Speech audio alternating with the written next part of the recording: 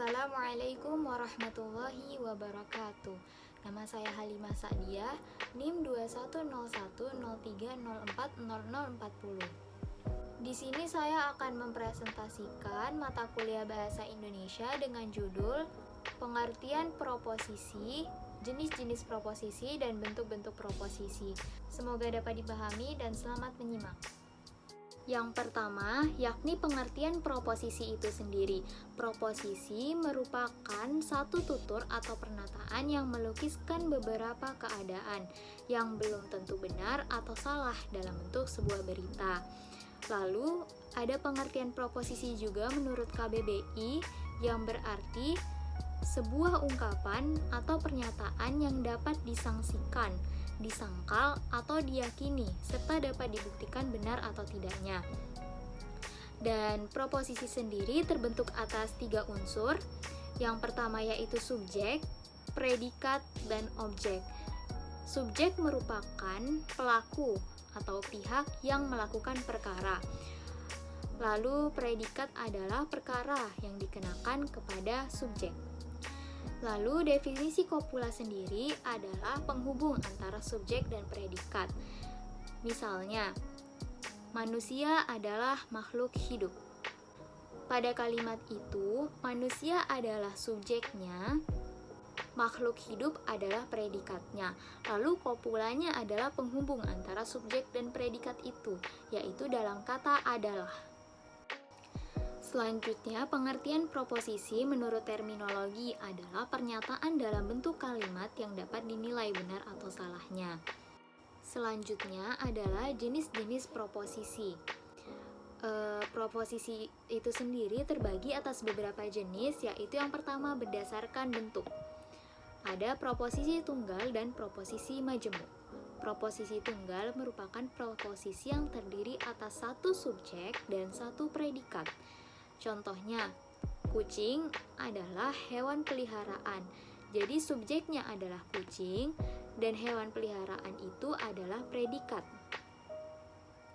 Lalu selanjutnya ada proposisi majemuk, yakni merupakan proposisi yang terdiri atas subjek, satu subjek, dan 2 predikat. Misalnya, kucing adalah hewan peliharaan sekaligus hewan omnivora. Subjeknya adalah kucing dan predikatnya di sini ada 2, yaitu hewan peliharaan dan hewan omnivora. Selanjutnya, jenis proposisi berdasarkan sifat dibagi menjadi 2 juga, yakni proposisi kategorial atau kategoris dan proposisi kondisional.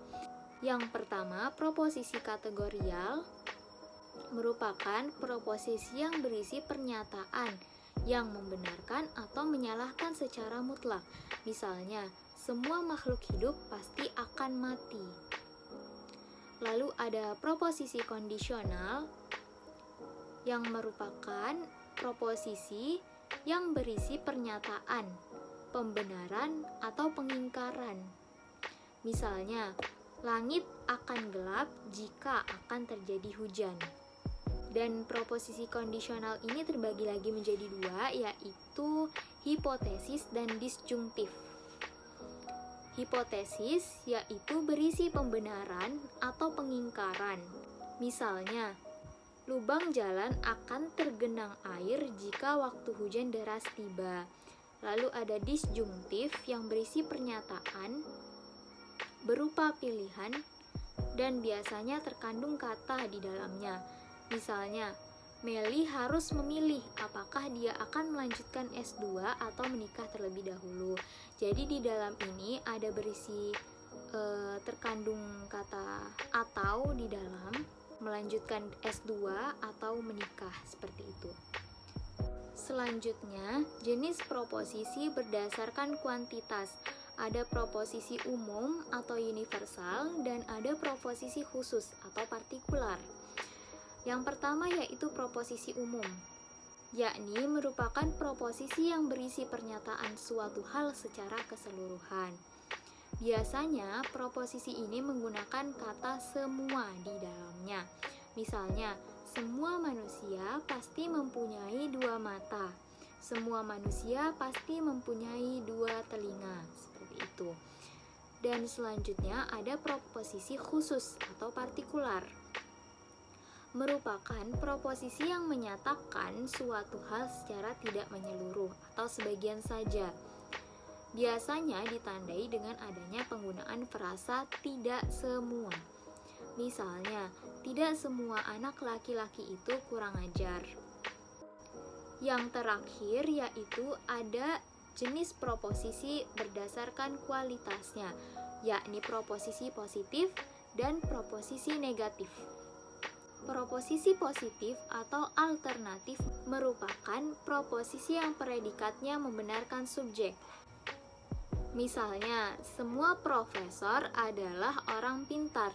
Jadi predikatnya tadi adalah orang pintar dan subjeknya adalah profesor. Jadi dia membenarkan. Lalu selanjutnya ada proposisi negatif, merupakan proposisi yang predikatnya tidak mendukung atau membenarkan subjek. Misalnya, tidak satupun tumbuhan memiliki kaki. Selanjutnya ada bentuk proposisi. Proposisi mempunyai sejumlah bentuk. Ada proposisi bentuk A, E, I, dan O. Yang pertama yaitu proposisi bentuk A, merupakan bentuk proposisi yang menyatakan bahwa setiap subjek adalah predikat. Misalnya, setiap makhluk hidup adalah ciptaan Tuhan. Lalu ada proposisi bentuk E, merupakan bentuk proposisi yang menyatakan bahwa setiap subjek bukanlah sebuah predikat. Setiap laki-laki bukan prokok aktif. Selanjutnya ada proposisi bentuk I, yang merupakan bentuk proposisi yang menyatakan bahwa sebagian subjek adalah predikat. Misalnya, sebagian mahasiswa adalah anak seorang pejabat. Yang terakhir ada proposisi bentuk O, merupakan proposisi yang menyatakan bahwa sebagian subjek bukanlah predikat. Misalnya, masih sama dengan contoh sebelumnya, tapi ada sedikit perubahan. Sebagian mahasiswa bukanlah anak seorang pejabat. Seperti itu. Selanjutnya ada contoh proposisi. Yang pertama, Semarang merupakan ibu kota Provinsi Jawa Tengah. Ini benar merupakan proposisi yang bernilai kebenarannya karena ibu kota Jawa Tengah memang di Semarang. Lalu ada 3 tambah 9 sama dengan 10. Itu merupakan proposisi tapi yang bernilai salah. Kemudian yang di bawahnya X tambah 4 sama dengan 11. Itu bukan termasuk proposisi karena nilai X-nya belum ditentukan, sama seperti P lebih besar dari 7. Itu juga bukan termasuk proposisi karena kita belum tahu nilai P-nya berapa. Contoh terakhir ada Soekarno adalah Presiden pertama Republik Indonesia. Itu merupakan proposisi yang benar adanya bahwa Presiden pertama Republik Indonesia memang Soekarno. Mungkin itu saja yang dapat saya sampaikan, kurang dan lebihnya mohon dimaafkan. Terima kasih telah menyimak, semoga dapat dipahami dengan baik.